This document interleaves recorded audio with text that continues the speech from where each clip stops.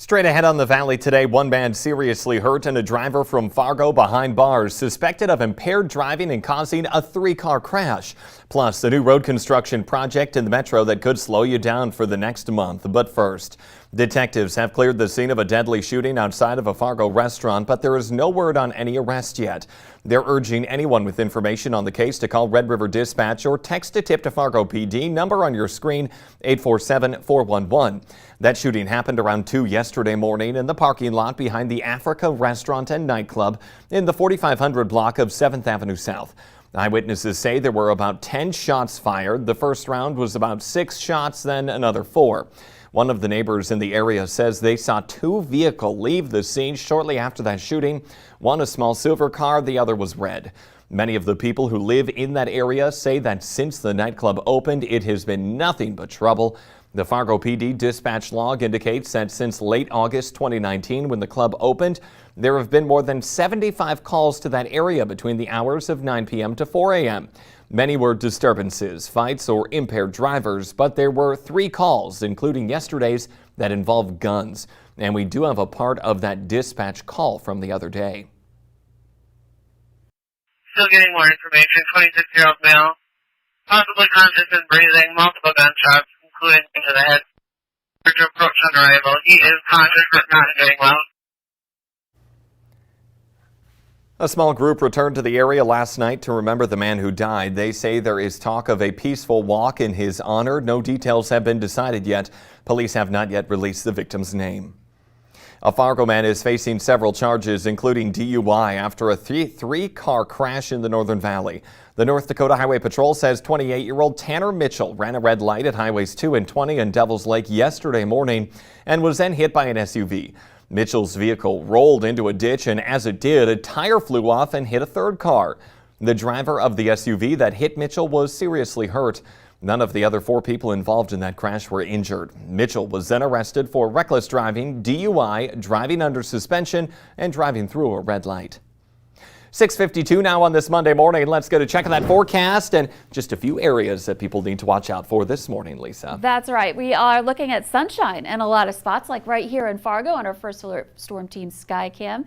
In the south end of town at Luther Family Ford, you could see that beautiful sunrise and conditions that are looking clear and sunny as we continue on through the day today. But in some spots, especially in the east, we're looking at some fog and mist creating some low visibility problems. And that's especially the case in Wadena up toward Park Rapids here, where we've got quarter-mile visibility reports. Bemidji struggling too, and so is Detroit Lakes at less than a mile visibility there. Langdon, Cavalier, both of those places have had some trouble as well in northeastern North Dakota, but is starting to see some improvement in that region, and that will continue as we work our way through the day. The rain is moving on. Our chances for some rain and thunder showers kind of winding down now as we continue on through the forecast, and we're going to see our temperatures starting to climb. And in fact, it's a warm morning in most places. We're in the 50s to some low 60s, 61 in Fargo and 54 in Grand Forks. The exception is over to the east with the clouds in the 40s. It's going to feel a little chillier for you right now. And wind out of the south or southeast, gusts into the 20s right now. And it's going to get stronger today, so be ready for that. Here's your bus stop planner. Not too bad even right now at the bus stop. We're looking at 61 degrees with mostly sunny skies, and we just see those temperatures climb by the afternoon back into some upper 70s to some low 80s. Nice and warm. Just watch out for that southwesterly wind kicking in. Those gusts are going to pick up into the 30s, maybe even 40 miles per hour. So today we're kind of getting a break from the active weather. Our chances for rain are winding down.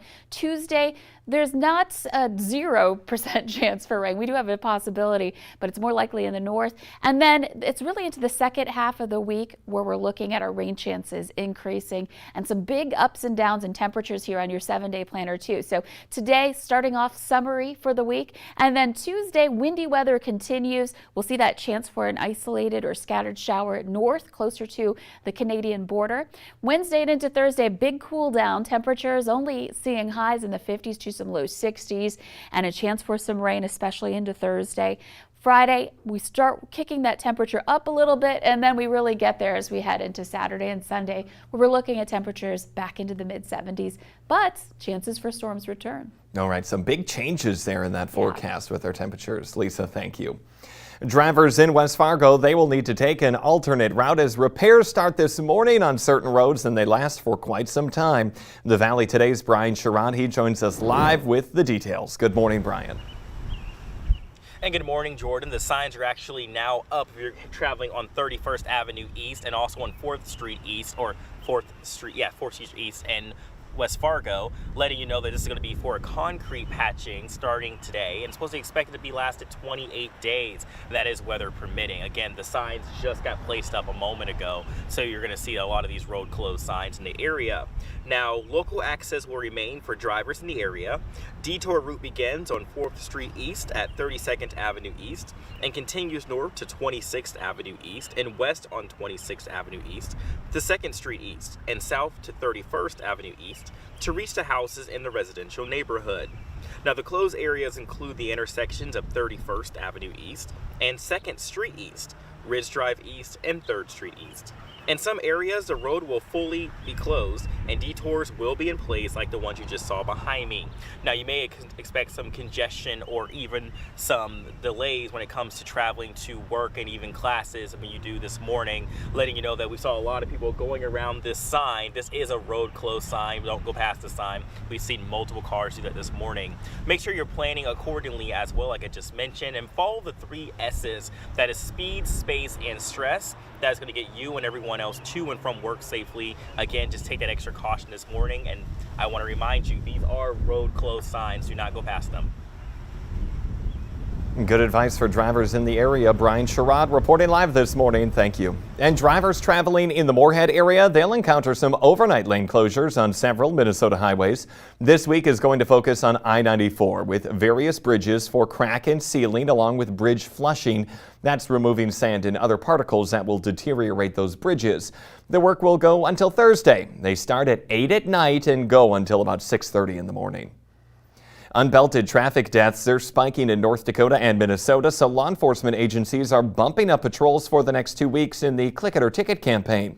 The North Dakota Department of Transportation says the failure to wear a seatbelt results in more motor vehicle fatalities in North Dakota than any other factor. Last year, 42% of motor vehicle fatalities were not wearing their seatbelts. In Minnesota, 38 unbelted motorists died as of May 21st. That's compared to 25 this time last year. That is a 52% increase. Tomorrow marks 1 year since George Floyd was killed by a former Minneapolis police officer, and as the anniversary approaches, there are several events planned. Family, friends, and others gathered to remember Floyd at a rally and march in downtown Minneapolis yesterday. Former police officer Derek Chauvin was found guilty last month of murdering Floyd and will be sentenced next month. Speakers at yesterday's event called for legislation that changes policing and accountability for officers. Later this morning, National Guard troops assigned to Washington, D.C. will board buses for home. The troops were called to the district following the deadly January 6th attack on the Capitol. That deployment ended just a few hours ago at midnight. The more than 2,100 National Guard troops will now return to their home bases. In our schemes and ripoffs this morning, Grand Forks police are reminding people to be aware of scammers after a string of scam reports over the past several weeks. Here are some tips to help avoid being a victim. Never send cash through the mail or through courier services, and never give your personal or banking information to anyone you don't know.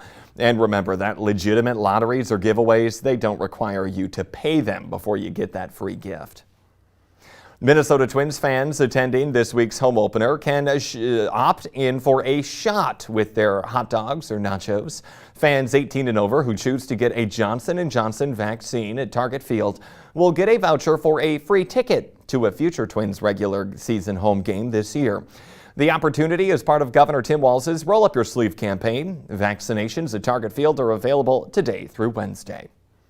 The Biden administration wants to now get in on the dating game. It's partnering with popular dating apps to introduce a vaccination status feature that allows you to post a badge with your profile.